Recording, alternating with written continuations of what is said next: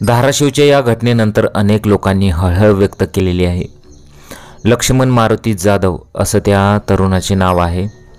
त्याला बायको आणि एक मूलसुद्धा आहे, परंतु अत्यंत भयंकर परिस्थिती लक्ष्मणमुळेच त्यांच्यावर ओढवलेली आहे। आता लक्ष्मण आणि तेजस्विनी यांचा 3 वर्षापूर्वी प्रेमविवाह झाला होता। दोघांना शिवांश नावाचा 2 वर्षाचा मुलगा होता। जाधव यांचा सुखी संसार सुरू होता, मात्र दरम्यान Laxman Jadhav online game rummy खेळत असे।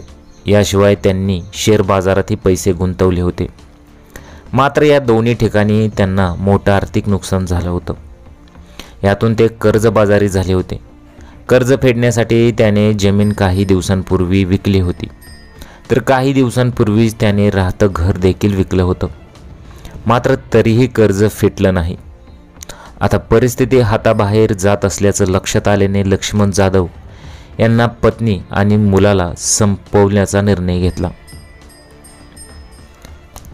मग त्याने 2 वर्षाच्या चिमुकल्याला आणि पत्नीला विष दिलं आणि त्यानंतर स्वतःही गळफास घेत आपली जीवनयात्रा संपवली। धाराशिव तालुक्यातील लक्ष्मण मारुती जाधव वय वर्ष 29 याला पत्ते खेळण्याचा नाद होता। ऑनलाईन रमी खेळायचा। या ऑनलाईन रमीच्या नादात लक्ष्मणच्या डोक्यावर मोठे कर्ज जमा झाले होते, त्यामुळे त्यांनी पत्नी आणि मुलासह जीवन संपवले। सोमवारी म्हणजे 16 जून 2025 रोजी सकाळी त्यांच्या घराचा दरवाजा उघडला नसल्याने गावकऱ्यांनी दरवाजा उघडला असता हा प्रकार लक्षात आला। त्यानंतर पोलिसांना बोलावण्यात आले। जिल्हा पोलीस अधीक्षक रेतू खोकर यांनी घटनास्थळी भेट देऊन पाहणी केली।